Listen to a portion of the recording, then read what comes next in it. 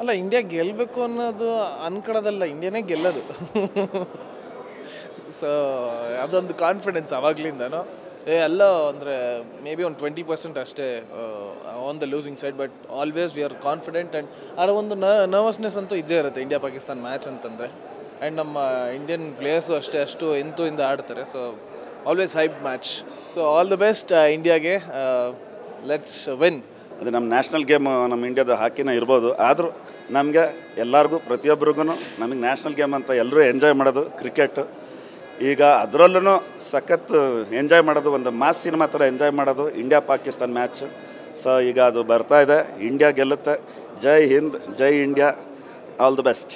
India Pakistan match ಅಂದರೆ ಎಲ್ಲರಿಗೂ ಒಂಥರ ಇಡೀ ಇಂಡಿಯಾದಲ್ಲಿರೋರಿಗೆಲ್ಲ ಖುಷಿ, ಯಾವಾಗ ಬರುತ್ತೆ ಅಂತ ಕಾಯ್ತಾ ಇರ್ತೀವಿ. India versus Pakistan in Dubai. So 100% India ಗೆಲ್ಲುತ್ತೆ ಅಂತ ಅಂದ್ಕೊಂಡಿದ್ದೀವಿ. So all the best India. ಅಲ್ಲ ಇಂಡಿಯಾ ಗೆಲ್ಲಬೇಕು ಅನ್ನೋದು ಅನ್ಕೊಳ್ಳೋದಲ್ಲ, ಇಂಡಿಯಾನೇ ಗೆಲ್ಲೋದು.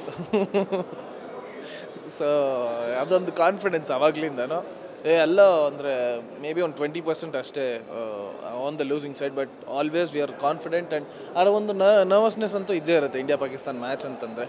ಆ್ಯಂಡ್ ನಮ್ಮ ಇಂಡಿಯನ್ ಪ್ಲೇಯರ್ಸು ಅಷ್ಟೇ ಅಷ್ಟು ಇಂದ ಆಡ್ತಾರೆ. So always hype match. So all the best ಇಂಡಿಯಾಗೆ. Let's win. ಅದು ನಮ್ಮ ನ್ಯಾಷನಲ್ ಗೇಮ್, ನಮ್ಮ ಇಂಡಿಯಾದ ಹಾಕಿನ ಇರ್ಬೋದು. ಆದರೂ ನಮಗೆ ಎಲ್ಲರಿಗೂ ಪ್ರತಿಯೊಬ್ಬರಿಗೂ ನಮಗೆ ನ್ಯಾಷನಲ್ ಗೇಮ್ ಅಂತ ಎಲ್ಲರೂ ಎಂಜಾಯ್ ಮಾಡೋದು ಕ್ರಿಕೆಟ್.